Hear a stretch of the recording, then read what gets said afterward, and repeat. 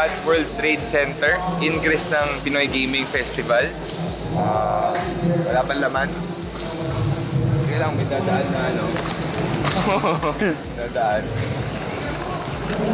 So later on, we'll talk to Mr. Jobert Yu, Rapture Gaming Philippines na Managing Director, and we'll know his expectation for tomorrow.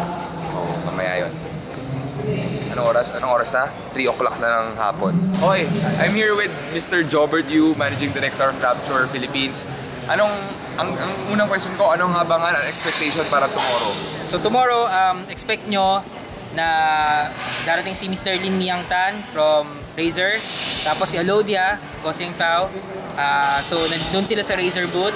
Tapos expect yung mga the best professional gamers magko-compete on various e-sport titles. And then siguro yung mga freebies.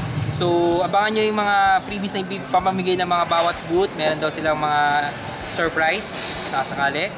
And then siguro expect a lot of people na pupunta.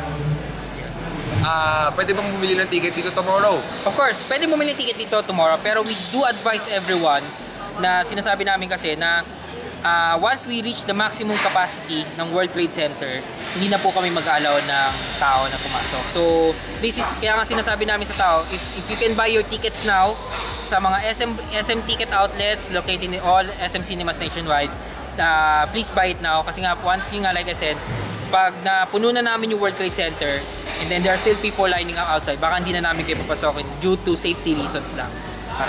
So it's for the safety lang sa mga tao dito at saka ano, kasi ayaw namin magkaroon ng problems, baka magkaroon ng stampede or something. So hopefully you guys understand na yun.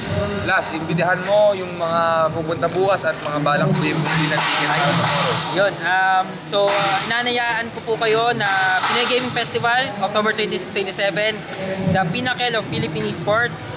So sana supportahan nyo po yung event po namin.